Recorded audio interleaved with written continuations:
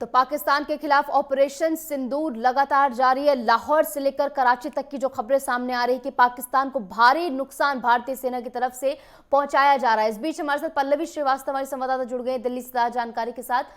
पल्लवी, बार बार इस बात का जिक्र किया जा रहा है कि पाकिस्तान ये चोला पहनकर रखता है कि हम भी आतंकवाद से त्रस्त हैं, हम लड़ाई लड़ रहे हैं।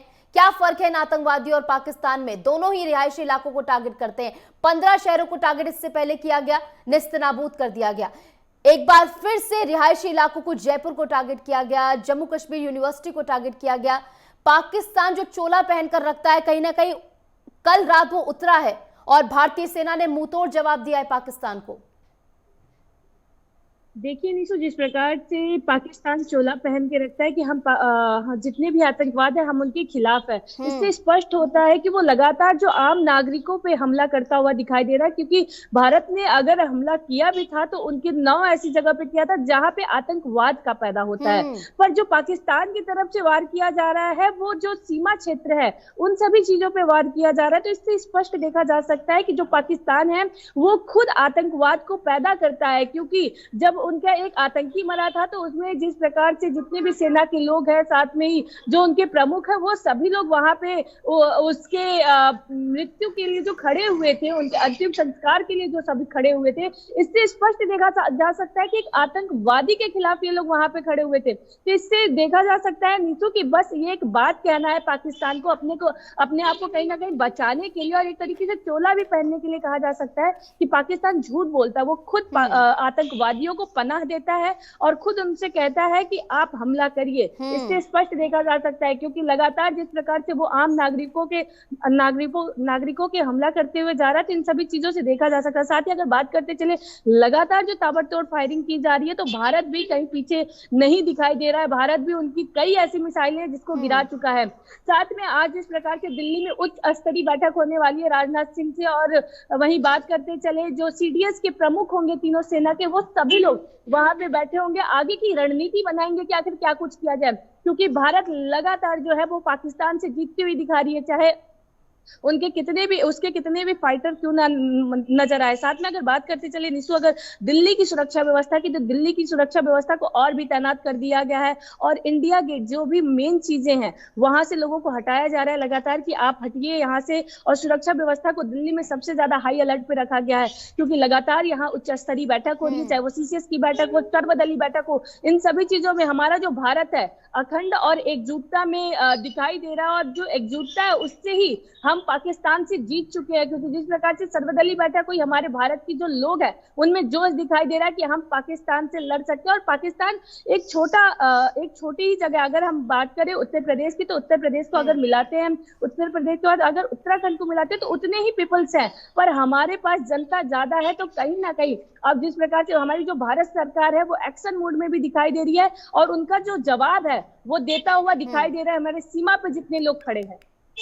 बिल्कुल, और सभी का मनोबल बढ़ाने का काम जो है भारतीय की ओर से किया जा रहा है। और पाकिस्तान जो बार बार अपनी औकात भूल जाता है, कहीं ना कहीं उसे याद दिलाने का काम भी किया फिलहाल जा रहा है।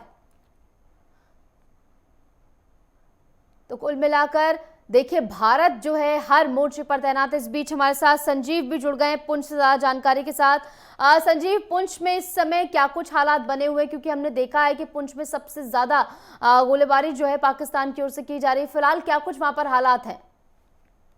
जी, इस समय मैं ग्राउंड जीरो पर मौजूद हूं। मैं आपको बताता चलूं कि पाकिस्तान की तरफ से जब से भारतीय सेना की तरफ से पाकिस्तान में एयर स्ट्राइक की गई, उसके बाद पाकिस्तान बुखलाहट में आ चुका है और पाकिस्तान सीमावर्ती जिला पुंछ के अंदर 3 दिन से लगातार गोलाबारी कर रहा है और सिविल लोगों के घरों में मोटर शेल दागे जा रहे हैं। रात से लेकर दिन हो, दिन में भी और रात में भी जो पाकिस्तान की तरफ से मोटर शेल दागे जा रहे हैं और रिहायशी इलाके को निशाना बनाया जा रहा है। मैं आपको बताऊं कि रिहायशी इलाके जो लोगों के पक्के मकान हैं उनको निशाना बनाया जा रहा है, लोगों की गाड़ियों को निशाना बनाया जा रहा है और रिहायशी इलाके को ज्यादा निशाना बनाया जा रहा है। पाकिस्तान की भारतीय सेना की तरफ से पाकिस्तान को मुंह तोड़ जवाब दिया जा रहा है और पाकिस्तान को मुंह तोड़ जवाब देते हुए भी भारतीय सेना हमारी समय वहां पर खड़ी है। लेकिन पाकिस्तान ने एक कायर हरकत करते हुए जो सिविल लोगों को, आम लोगों को निशाना बनाया। जी बिल्कुल, इस बात पर सवाल पहले भी उठाया गया और इस बार भी बार बार इस बात को रिपीट करना बहुत ज़्यादा ज़रूरी है ताकि दुनिया समझे कि पाकिस्तान आखिर क्या कुछ कर रहा है। पल्लवी, एक बार फिर से आपके पास आऊंगी। पल्लवी, देखिए, जिस तरीके से हर मोर्चे पर भारतीय सेना तैनात है, तो कहीं ना कहीं जो भारत के तमाम गणमान्य जन है वो भी हर मोर्चे पर भारत का पक्ष जो है पूरे स्ट्रॉन्ग ओपिनियन के साथ रखते हुए नजर आ रहे हैं। बीती रात खबर आई थी कि यूएन से भी बातचीत चल रही है जयशंकर की, और इसी के साथ अमेरिका से भी बातचीत चल रही है। यानी पूरे तौर पर भारत जो है अपने आप को हर मोर्चे पर स्ट्रॉन्ग करता हुआ नजर आ रहा है। बिल्कुल निशु, जिस प्रकार से भारत की अगर सुरक्षा व्यवस्था की बात कर ले, और भारत ऑलरेडी बहुत मजबूत है, चाहे वो सैन्य बल से हो, क्योंकि जल थल वायु तीनों ही सेना जो हमारी है वो बहुत ज्यादा मजबूत है। और जिस प्रकार से भारत सरकार बिल्कुल उनके सपोर्ट में खड़ी है, और जिस प्रकार से पाकिस्तान को मुंहतोड़ जवाब देता हुआ दिखाई दे रहा है, क्योंकि भारत लगातार, चाहे जब से ये नाकाम हरकत की गई है पाकिस्तान की तरफ से 22 तारीख को जब पहलगाम आतंकी हमला हुआ था, तब से भारत ने कहा था कि हम पाकिस्तान को इसका मुंह तोड़ जवाब देंगे। और पीएम नरेंद्र मोदी ने भी अपने मन की बात में, और अगर बात करते चले बिहार के दौरे में, कहा था कि पाकिस्तान को इसका खामियाजा भुगतना होगा। तो वो अब जो ऑपरेशन सिंदूर चलाया जा रहा है, इसके तहत देखा जा सकता है कि पाकिस्तान की जितने भी वो लगातार कोशिश कर रहा है, क्योंकि उसकी आदत है कि लोगों को पीछे से छुरी घोंपने की, क्योंकि जिस प्रकार से 22 तारीख को कई निर्दोष मारे गए, इसके बाद से अब वो आम नागरिकों को जिस प्रकार से निशाना बनाता हुआ दिखाई दे रहा है, तो इन सभी चीजों से उसकी जो हरकतें हैं, जो उसकी गंदी सोच है, जो वो सोचता है, जो वो कहता है कि हम हम जो आतंकवादियों को पैदा नहीं करते, हम उनको पनाह नहीं देते, हम खुद त्रस्त हैं। तो इन सभी चीजों से देखा जा सकता है कि नीतू पाकिस्तान कितना झूठ और कितने मक्कार तरीके से बात करता है, और साथ में जिस प्रकार से लगातार लोगों को निशाना बनाता हुआ दिखाई दे रहा है। तो इन सभी चीजों से स्पष्ट है कि अब भारत पीछे नहीं हटने वाला है। भारत भी मुंहतोड़ जवाब देता हुआ दिखाई दे रहा है, क्योंकि भारत लगातार, चाहे वो वायु सेना हो, जल सेना हो, चाहे वो जो भी हमारे तीनों सेना है, वो सभी लोग लगातार कार्य करते हुए दिखाई दे रहे हैं, और भारत सरकार लगातार उनके सपोर्ट में है। अब आगे की रणनीति क्या कुछ होती है, और जिस प्रकार से अगर इंटरनेशनल की बात कर ले नीतू, तो जो पाकिस्तान से फेक खबरें फैलाई जा रही हैं, इस पे भी 8,000 से ज्यादा ट्विटर अकाउंट बंद कर दिए गए हैं, जो पाकिस्तान में जो पाकिस्तान की तरफ से फेक खबरें दिखाई जा रही है। तो इन सभी चीजों से जो हमारे भारत की जनता है वो कहीं ना कहीं पैनिक होती हुई दिखाई दे रही है। तो इन सभी चीजों को मद्देनजर रखते हुए जो हमारी प्रशासन है, जो हमारी सरकार है, उसने भी अब मना कर दिया है कि इतने 8,000 अकाउंटों को जो है, ट्विटर अकाउंटों को बंद कर दिया गया, और कई ऐसे चैनल भी हैं जिन्हें बंद कर दिया गया। तो जिस प्रकार से अगर भारत के समर्थन की बात करें नीतू, तो भारत के समर्थन में लगातार सभी जो हमारे जो भी हमारे सीमावर्ती क्षेत्र के जितने भी लोग हैं, वो सभी लोग भारत के ही समर्थन में दिखाई दे रहा है। और लगातार अमेरिका भी कह रहा है कि पाकिस्तान को अब पीछे हट जाना चाहिए। तो इन सभी चीजों से देखा जा सकता है कि जो पीएम नरेंद्र मोदी ने अपनी मित्रता की है, जो अपनी दोस्ती बढ़ाई है, इससे स्पष्ट देखा जा सकता है कि हमारा भारत ऑलरेडी बहुत मजबूत है, और पाकिस्तान के पास अभी भी कोई नहीं है जो उसकी सुरक्षा कर सके। बिल्कुल पल्लवी, इस बीच एक बड़ी खबर आ रही है, बता दें पाकिस्तान के कराची में भारी तबाही हुई है। लगातार तमाम जानकारी आप तक पहुंचा रहे हैं। भारतीय नौसेना ने कराची पर हमला किया है और भारी तबाही की सूचना वहां से आ रही है। और जैसे कि हमने कहा कि पाकिस्तान ने अपनी इस तबाही की गाथा जो है वो खुद ही लिखी है, खुद अपने हाथों से अपने पैर पर कुल्हाड़ी मारने का काम किया है, या कहें कि कुल्हाड़ी पर पैर मारने का काम पाकिस्तान ने कर लिया है, और पाकिस्तान इसका अंजाम जो है भुगतेगा, जो कि भुगत भी रहा है। और जैसे कि पल्लवी आपने जिक्र किया कि पाकिस्तान फेक न्यूज फैला रहा है, और पाकिस्तान की आदत तो शुरुआत से इन फेक न्यूज के जरिए अपनी पीठ थपथपाता है, क्योंकि जब भारत ने ऑपरेशन सिंदूर के तहत वहां पर 9 आतंकवादी ठिकानों को जो है निस्तेनाबूद ध्वस्त करने का काम किया था, तब भी सोशल मीडिया पर ये फाइटर जेट शॉट डाउन कर दिया, दूसरा फाइटर, जबकि वहां से सभी के सभी जो हमारे गए थे वो सुरक्षित वापस भी लौटे, कोई भी वहां से क्षति होने की सूचना सामने नहीं आई। यानी पाकिस्तान की मेंटेलिटी यहां पर दिख जाती है कि फेक न्यूज के जरिए वो अपनी पीठ थपथपाता है। पुंछ से हमारे साथ संजीव बने हुए हैं लगातार। संजीव, पुंछ में कई सारे बहुत ज्यादा सेंसिटिव एरियाज हैं, क्या वहां पर इंतजाम क्या कुछ वहां पर किए गए, लोगों को किस तरीके से वहां से निकाला जा रहा है, या फिर बंकर्स वहां पर बनाए गए, तो क्या कुछ व्यवस्था है?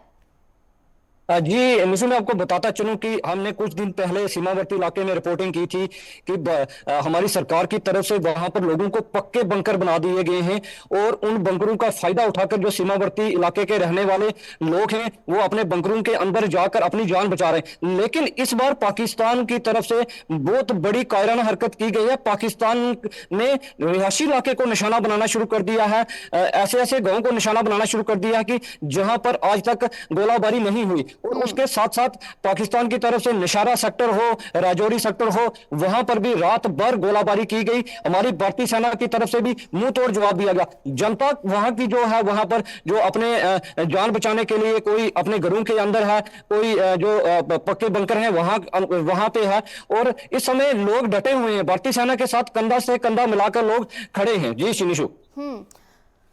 बिल्कुल। और देखिए जो हम दिखा रहे हैं तस्वीरें, जिनमें साफ दिखाई दे रहा है कि तमाम वो मिसाइलें हैं, वो टेक्नोलॉजी भारत की है जिससे पाकिस्तान थरथराता है।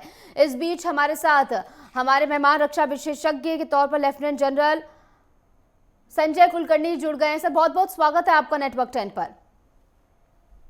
सर देखिए, जिस तरीके से पाकिस्तान के मंसूबों को ध्वस्त करता हुआ भारत नजर आ रहा है और तमाम हाइपरसोनिक मिसाइल से लेकर अग्नि तक भारत के पास वो टेक्नोलॉजी है जो कि पाकिस्तान को उसकी औकात याद दिलाने का काम करेगी। बिल्कुल, बहुत जरूरी है और इसमें कोई शक नहीं कि पाकिस्तान ने युद्ध छेड़ा है और अब हम उसका पूरा जवाब देंगे। ऐसा जवाब देंगे कि पाकिस्तान उस याद रखेगा कम से कम 100 साल के लिए कि उसके साथ क्या किया। कारण ये उसने आतंक जो है, पाकिस्तान ने लगातार 1947 से लेकर के आज तक आतंक से भारत को परेशान किया। जो लोग, जैसे मैं जानता हूँ, जम्मू में, पठानकोट में, सांबा में, विजयपुर में, अरनिया में, ये जितने रजौरी हुआ, पुंछ हुआ, ये सब क्योंकि रहा हूं, वहां पे जो लोग रहते हैं वो बहुत बहुत परेशान रहते हैं। ये वक्त है कि सबक सिखाना पाकिस्तान को बहुत जरूरी है। उसको उठना नहीं चाहिए इसके बाद, क्योंकि बहुत हो गया। अब सर के ऊपर से पानी बह गया है और भारत ने जो कुछ भी चाहा उसका इस्तेमाल, चाहे कहे हमने लड़ाई घोषित नहीं की, पर लड़ाई हो रही है और इस लड़ाई को हमने जीतना है और हम जीतेंगे। और आज नहीं करेंगे तो ये जो किसे बोलते पैरासाइट बोलते हैं, ये पूरा वक्त हम लोगों को परेशान करेगा।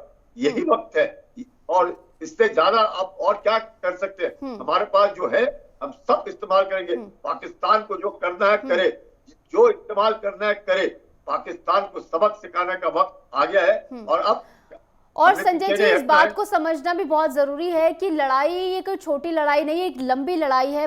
आतंकवाद यानी एक रक्त बीज से भारत लड़ता हुआ यहाँ पर नजर आ रहा है, तो एक लंबी लड़ाई होने वाली है। और कहीं ना कहीं जैसे कि प्रधानमंत्री ने कहा था कि अंतिम छोर तक पहुंचकर इस आतंकवाद की जड़ों को खत्म करने का काम किया जाएगा। देखिएगा, अगर आप कहती हैं अंतिम लड़ाई है तो उसको खींचना नहीं है ये सोच करके हमने अपने दिमाग में कि ये बहुत लंबी चलेगी। समाप्त करना है, ऐसा समाप्त करना है। हमारे पास सब कुछ सामग्री है जिससे हम समाप्त कर सकते हैं, करना है। नहीं तो जितनी लंबी खींचेगी, अभी आप देख रहे हैं कि किस प्रकार से पश्चिमी देशों से अलग अलग आवाजें उठनी शुरू हो जाती है। आपको मालूम है कि पाकिस्तान का दोस्त कौन है, वो क्या कर सकता है, तो उसको उठने ही नहीं देना है। बहुत जरूरी है, मेंटेनेंस ऑफ मोमेंटम बोलते हैं। जब आप शुरू कर ही दिया है, अब छोड़ना नहीं है। ये सोच करके कि बातचीत होगी, उसके ऊपर प्रेशर पड़ेगा, वो सोचेंगे, बातचीत करते रहेंगे, सोचते भी रहेंगे, और जो मारना है मारते रहेंगे। क्योंकि जब तक इस जो जड़ है, आतंक की जो जड़ है, वो है पाकिस्तान की फौज। आप समझ सकती है, उस आतंकियों को, 4-5 आतंकियों को बचाने के लिए अगर पूरा देश पाकिस्तान उठ करके भारत के साथ लड़ने के लिए तैयार होता है, तो वो देश क्या है? वो तो आतंकी है। उसको तो समाप्त करना जरूरी है। अभी नहीं करेंगे तो कब करेंगे? अब उसका कोई डेफिनेशन थोड़ी ढूंढना है हमने कि उसका डेफिनेशन ये होता है, इसका मतलब ये होता है, इसका मतलब मजहब ये होता है। वो कोई मजहब नहीं है, कोई कुछ नहीं है। वो देश है जिसने आतंक को सपोर्ट किया है, आतंक को सपोर्ट कर रहा है। और इसके अनगिनत सबूत है कुलकर्णी जी कि पाकिस्तान आतंकवाद को सपोर्ट करता है, करता रहा था और आने वाले समय में करता रहेगा। ये पाकिस्तान की ओर से साफ दिखता है।